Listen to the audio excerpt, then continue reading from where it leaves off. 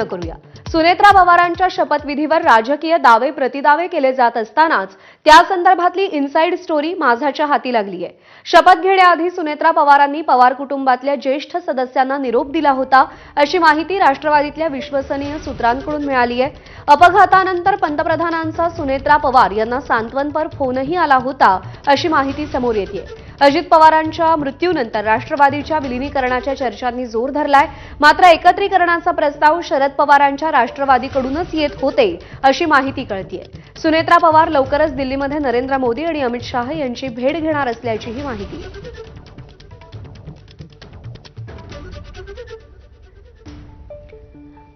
दरम्यान सुनेत्रा पवारांच्या शपथविधीची inside story नेमकी काय आहे पाहूया।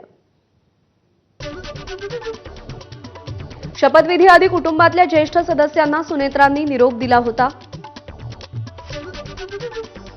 दोन्ही राष्ट्रवादीच्या एकत्रीकरणाचा प्रस्ताव शरद पवारांच्या राष्ट्रवादीकडूनच आल्याचं सांगितलं जात आहे। आलेल्या प्रस्तावाबाबत अजित पवारांनी पक्षातल्या वरिष्ठ वर्तुळातही सांगितलंय। एकत्रीकरणावर मोदी आणि शाह यांचं मत जाणून घेण्यासाठी अजित पवारांनी ते आवश्यक समजलं। एकत्रीकरण प्रस्तावावर पटेल मोदी शहांशी चर्चा करणार होते।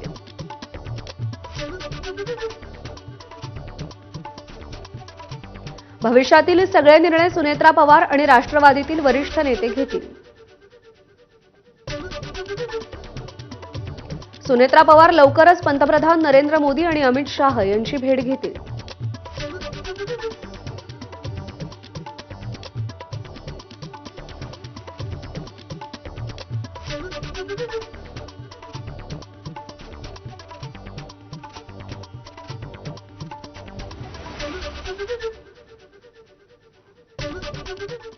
आणि सुनेत्रा पवारांच्या उपमुख्यमंत्री पदाच्या शपथविधीवर शरद पवारांनी भाष्य केलंय।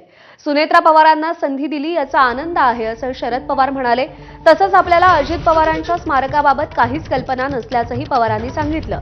दोन्ही राष्ट्रवादीच्या विलीनीकरणाच्या चर्चा मुख्यमंत्री देवेंद्र फडणवीसांनी फेटाळून लावल्या, त्यावर शरद पवारांनी उत्तर दिलंय। मुख्यमंत्र्यांना विलीनीकरण चर्चेबाबत भाष्य करायचा अधिकार नाही, असं शरद पवार म्हणाले।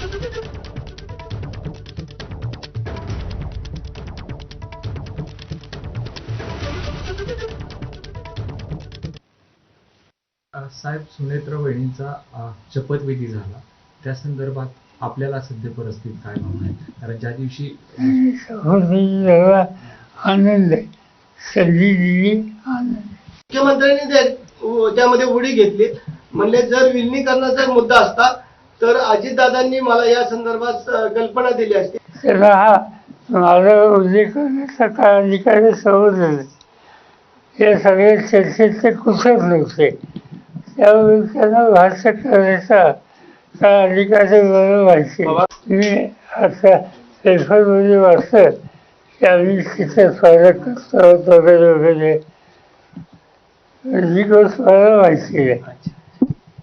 या संस्थेच्या जागेची चर्चा काही लोकांनी केलेली, त्याच्याबद्दल त्या संस्थेचा अध्यक्ष मी आहे आणि त्यामुळे कमीत कमी मलाच ते ठाऊक असलं पाहिजे। असा काही तिथं आम्ही त्या संबंधीची चर्चा केलेली आहे। त्याच्या संबंधीचं काय करायचं, आम्ही सगळे लोक एकत्र बसू, कसं करायचं त्याचा विचार करू। पण ते नसताना, त्याच्याबद्दलची चर्चा झाली नसताना त्याचं आज हे भाष्य करणं योग्य नाही। दिवंगत अजित पवारांचा शेवटचा फोन कॉल उजेडात आलाय। अजित पवारांचे